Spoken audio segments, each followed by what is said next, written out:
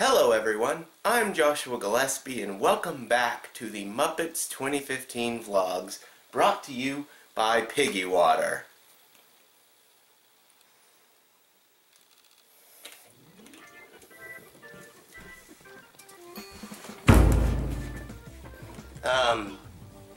Josh? Time to get things started. Hello, I'm Joshua Gillespie and... Josh! What? You already said that. Oh. Today we'll be looking at the 9th episode of the Muppets, Going Gonzo. So, what's the story?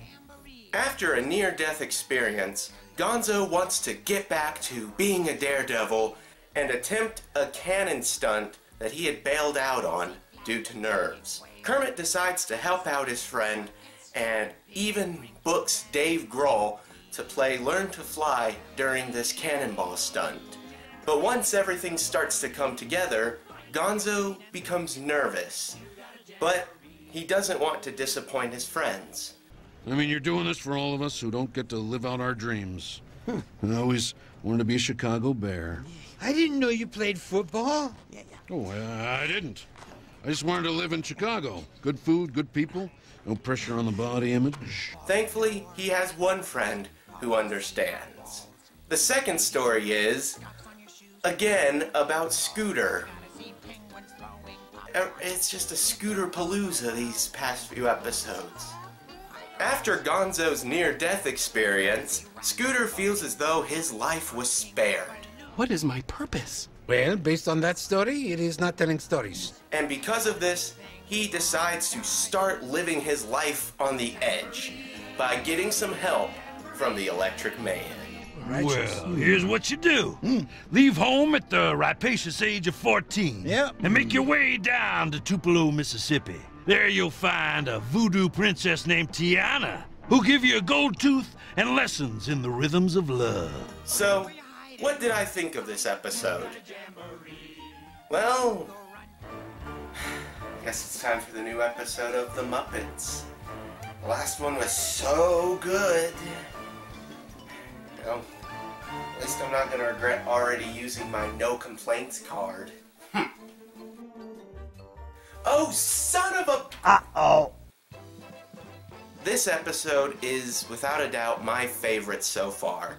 Gonzo is my favorite Muppet, and over the past few years, he just has not gotten the attention and time that he deserves, and this episode is about bringing him back. He is the great Gonzo. That was awesome! Kermit and Gonzo's friendship, you can truly feel it when they're at Rolf's Tavern, and I think a lot of that comes from the long-time friendship between Steve and Dave. Speaking of Dave Grohl is outstanding. So, you guys remember how we did it in rehearsal? Oh, we like to do it different from rehearsal.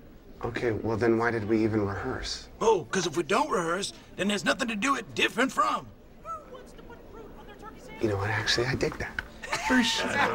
He's not in it for very long, but what of it he is in is just great. I love Foo Fighters, so this is combining two of my favorite things. Oh, it's just so perfect, and they add trumpets to Learn to Fly, and it sounds so good, and oh gosh, he's just great. But I can't ignore the second guest star, Joseph Gordon-Levitt, who, if you didn't know, is currently working on the Fraggle Rock movie. That's just awesome. He's at the very beginning of the episode singing a duet with Miss Piggy, and then he plays poker with the Muppets. His scenes are great, Dave Grohl is great. I think a lot of what makes an episode of the show great is when they have celebrities, but the episode isn't focused on them. You know, they just are part of it. They're part of the experience. Also, the drum battle at the very end between Dave Grohl and Animal, I'm not going to show it. Go out and watch it. It's so good. Last time I talked about how the Electric Mayhem was kind of overdone with their joke. This time it is done subtly and it's funny. Zoot is hilarious. I'm glad he's getting to talk more. Speaking of which, Lips is talking in these episodes and it's great. Everything is great. I can't remember if the series has had a running gag yet, but this episode sure does, and it's Piggy Water. 30 grams of fat? It's water. Actually, it's the Great Gonzo, brought to you by Piggy Water. That's your name now. You know, the FDA is investigating if it has the right to be called water at all. It's not used as a story, but it's, you know, it pops up here and there, and that's just so funny. And it's just done so well. It's not a huge focus point. It's used as a joke. Finally, this episode is just so funny.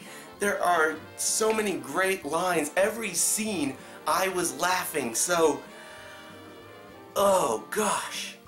Why the heck did I use my no complaints card? Oh well. What did I dislike about this episode? Well, I'm getting really sick of Scooter's mom. It was funny the first time, and then it was funny the second time, and then funny the third time, but now it's kind of run its course, and it's just, you know, if they showed Scooter's mom, that could make it funny again, and now it's just sort of, don't tell my mom I'm doing this, or what will my mom, you know, it's run its course, so hopefully that joke just kind of goes away. Also, why wasn't Fozzie in this episode? That would have been great to have Kermit, Gonzo, and Fozzie, the original trio, and that would have been great.